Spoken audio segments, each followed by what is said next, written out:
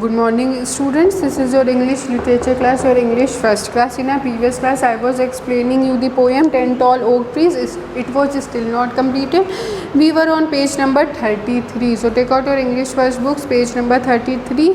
Students, मैंने आपको पिछली क्लास में क्या पढ़ाया था कि ये पोएम किसके बारे में है, 10 ओक ट्रीज़ के बारे में है जो एक के बाद एक काट दिए जाते हैं जब तक कि वहाँ पे एक भी ट्री नहीं बचता है। और इस पोएम में हर ट्री काटा जाता है और उसका रीज़न बताया जा रहा है कि किस वजह से उस ट्री को काटा गया है। हम लोगों ने 5 ट्रीज़ तक पढ़ लिया था, अब वहाँ पे 4 ट्रीज़ बचे हुए हैं, यहाँ से हमको स्टार्ट करना है। Take out your, I hope you have taken out your books, page number 33।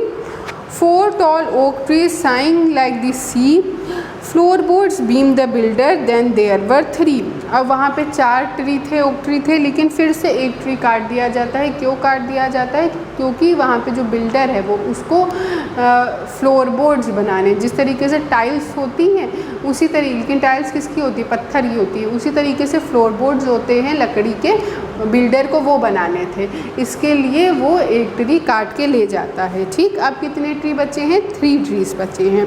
3 tall oak trees groaning as trees do, unsafe claimed the council, then there were 2।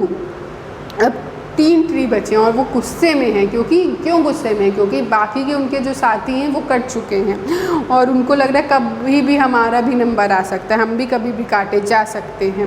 तो उनमें से फिर एक ट्री को काट दिया जाता है। क्यों काट दिया जाता है? क्योंकि वहाँ का जो गवर्नमेंट है, वहाँ का जो एडमिनिस्ट्रेटिव बॉडी है, उनको ऐसा लगता है कि ये जो है ट्री ये अनसेफ है लोगों के लिए। जैसे होता है ना, आप देखते हैं कि रोड साइड पे जो ट्रीज़ होते हैं उनको कटवा दिया जाता है क्योंकि कोई भी मिस हैपनिंग हो सकती है, वो कभी भी गिर सकता है, लोगों को नुकसान पहुंचा सकता है, इसीलिए कटवा दिया जाता है। उसी तरीके से वहाँ की काउंसिल को लग रहा था कि ये जो ट्री है वो अनसेफ है, इसीलिए वो ट्री वो लोग काट देते हैं। और अब कितने ट्री बचे हैं? वहाँ पे 2 ट्रीज़ बचे हैं।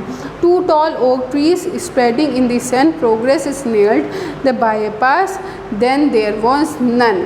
और अब 2 ट्री खड़े हुए हैं वहाँ पे और सूरज की रोशनी लेते हुए, और उसमें से भी एक ट्री काट दिया जाता है।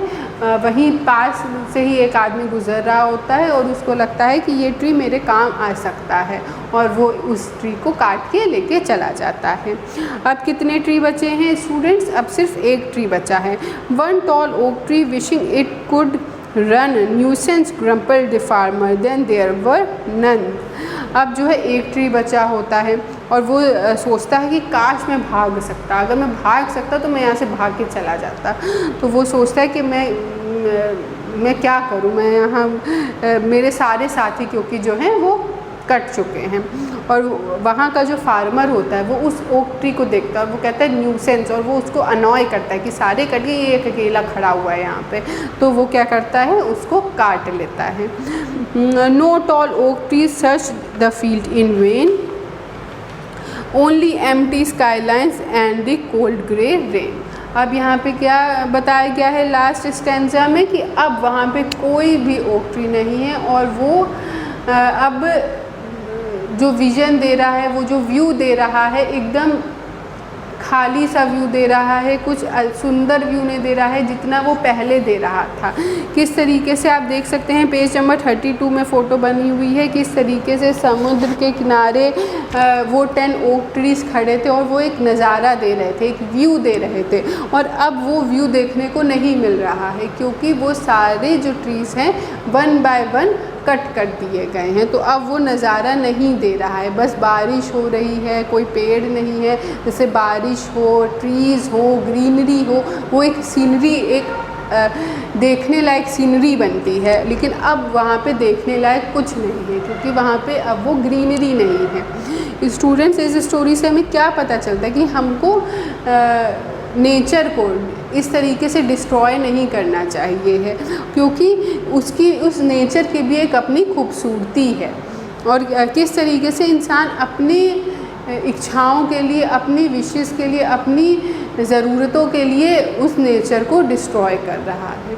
हमको उस चीज़ का भी ध्यान रखना चाहिए। ठीक है स्टूडेंट्स, आई होप आपको ये पूरी पोएम समझ में आ गई होगी। Your homework for today is that you have to read this poem very thoroughly. ठीक है, अच्छे से आपको पोएम रीड करनी है। Read poem 10 tall oak trees. This is your homework for today. Students, now we will meet in our next class. Thank you.